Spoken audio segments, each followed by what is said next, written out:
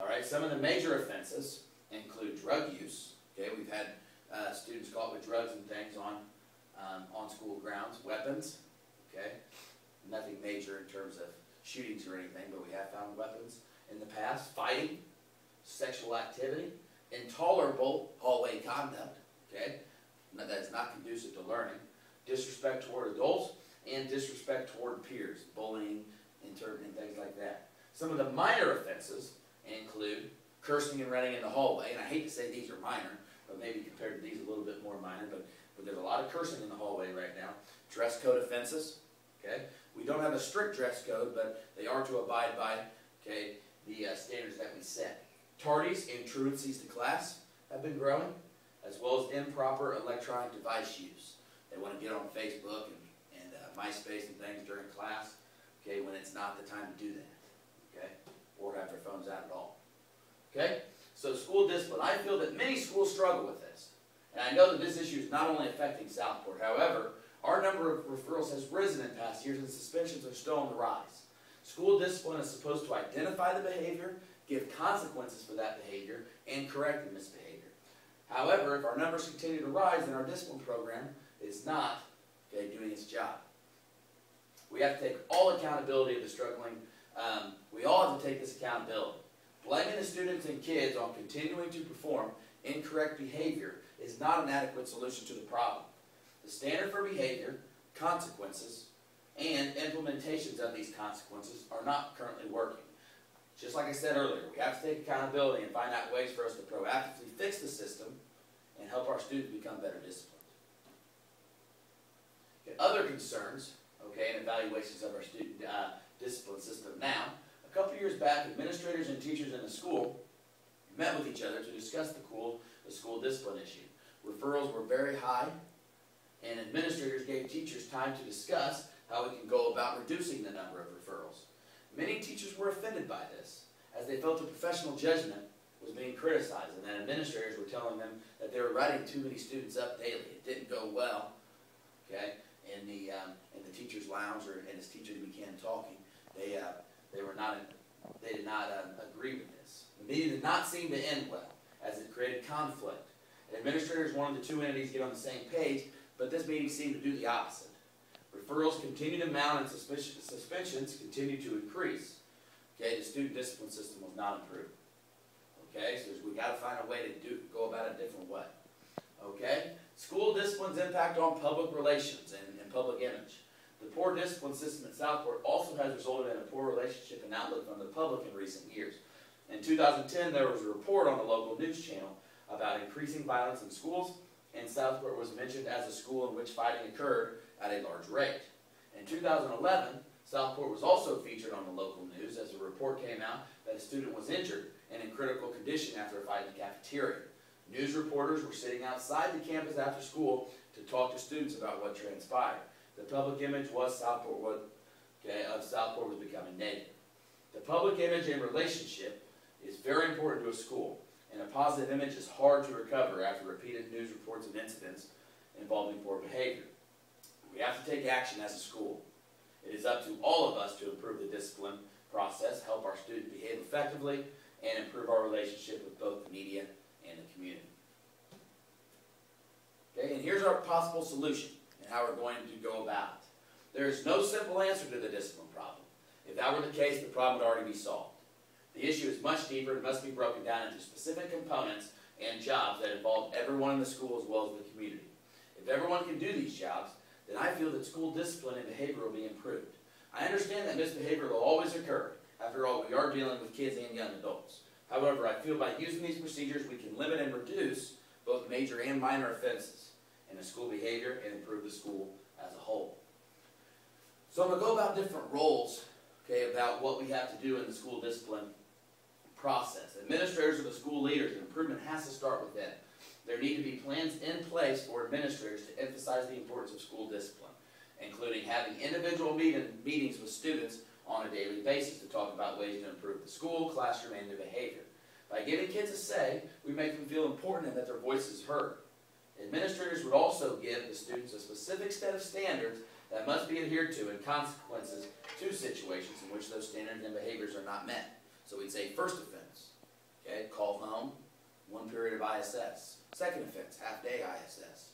Okay, third day, we just got to give them, for certain offenses, we have to give them a standard, which we're not currently doing. Okay, we just kind of write them up and then they get what they get. But there's got to be protocol. Also, having a meeting with parents to accomplish the same task. Too many parents feel that they are only contacted by administrators and teachers when they or their kids are doing something wrong. This cannot be the case. By giving parents a voice in the operation, the parents will feel more trust in the school and help make their child work to abide more in the process. Parents would also get the standards that the students receive as well as consequences in order to know what to expect and have expectations if misbehavior occurs. Other roles for administrators should be giving more awards for positive behavior. Perfect behavior may not happen overnight, but administrators should recognize the school when improvement occurs. Obviously, good behavior is expected, but it can also be rewarded as well, all right, through different incentives. Waive a final. We currently let students waive a final in a class of their choosing if they have a C or better in it, if they have good attendance or no tardies. Well, they have no write-ups, or if they've been doing very good behaviorally. That'd be another issue for waiving a final at the end of the semester. Pizza parties, okay? A lot of times they think that young adults are too grown up for pizza parties. That's not the case. They still enjoy those as much, even if they say they don't. And award nights.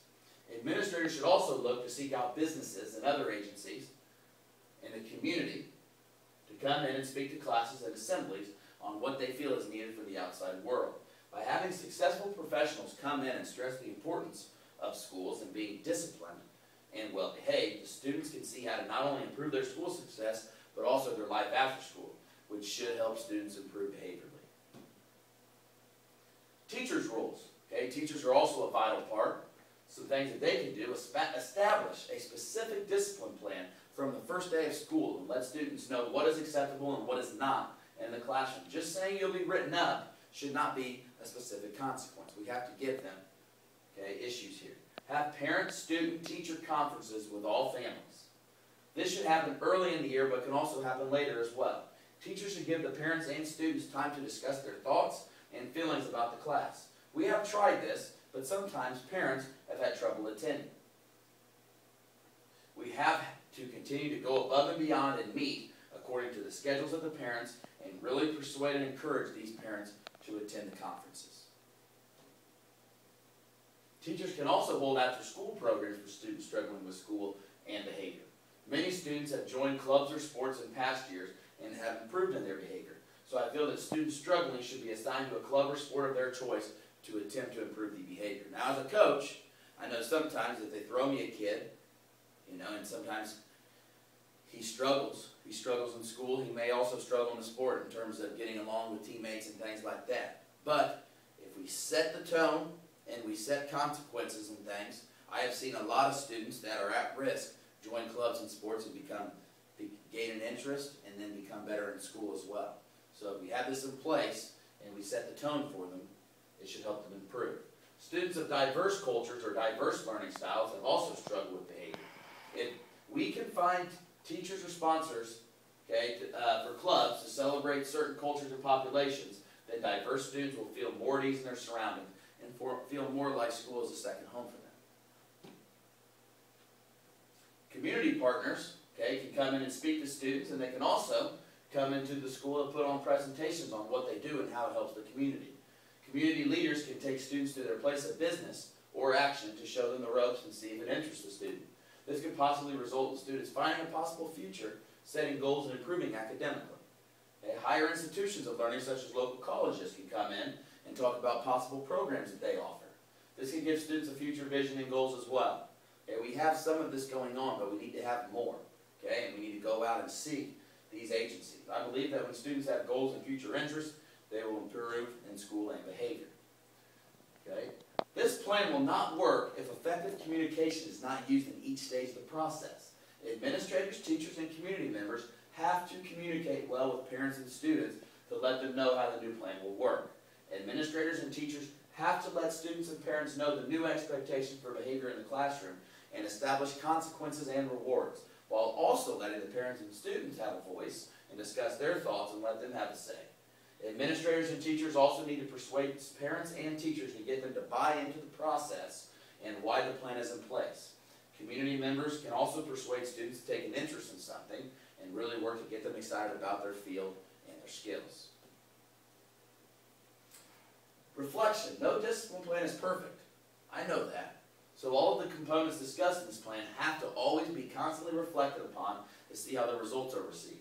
Administrators, teachers, parents, students, and community members all have to work their best to do their job in order for the plan to succeed.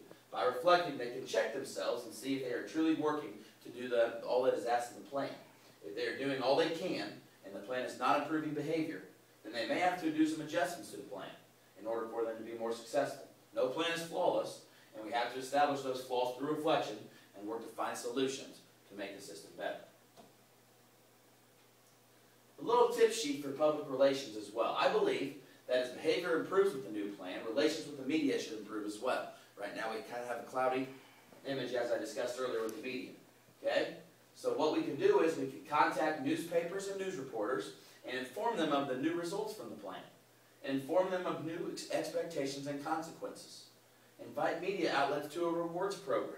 We discussed earlier, pizza parties, rewards programs, things like this. This can show that progress is being made and being rewarded accordingly. Inform the media about new connections with community partners. Okay, colleges, businesses, that sort of thing that we discussed earlier. Make them aware of the opportunities that students are getting to have mentors and learn about fields and skills of different community members. Also, we can invite media workers and other community members to club parties that celebrate diversity. Right now, we have an Asian American club that puts on shows to celebrate their culture and heritage. If we can obtain more clubs such as this, more students can feel comfortable with their heritage in school, and the public can see that. Make the public aware of parent-student-teacher conferences and really promote this as a core principle to the plan. By promoting them through school and the community, parents will feel more obligated, more obliged to attend, and the community will see that communication with the school is open and welcome. These are all tips for effective public relations, but the best publicity still comes from people and not necessarily the media. The opinions of parents, students, and members of the community are the most important aspect of public relations. Each day we must work to establish trust, form relationships, and communicate the goal of excellence to all those that we encounter each day. If they buy into that mentality and spread it through the community, then student and school success will result in positive relations with the public will be met. But of course, even then, there is always still room for improvement every day in all of our lives. In summary, as stated earlier, there's no simple plan for improvement in school discipline and student performance. However, there can be significant changes and strides made in order to work for improvement. Communication with parents and students is vital, both from the administrators and the teachers. Talking and discussing with each other and sharing ideas and feelings should result in improved thoughts about each other and common goals being met. Establishing that relationship will also form a trust that everyone is working for the ultimate goal, which we all know is to help kids succeed, both in school and life after school. Community members can re-emphasize that as well by sharing their skills and working with the school to help kids as well. As cliche as it sounds, it takes a village to raise a child, as we all know. That is what this plan is working to accomplish. If everyone buys into the plan, then media relations with the school should improve and the school's image from the community should turn positive. As a future administrator, I feel this project has helped me personally tremendously gain a vision of what is needed to help school discipline improve. I will continue to look for even more effective measures to take, as well with parents, students, community leaders, and the media to be the best leader that I can be. Help students be the best that they can be, and have a school that runs in the most effective possible way. I thank you for your time, and have a great day.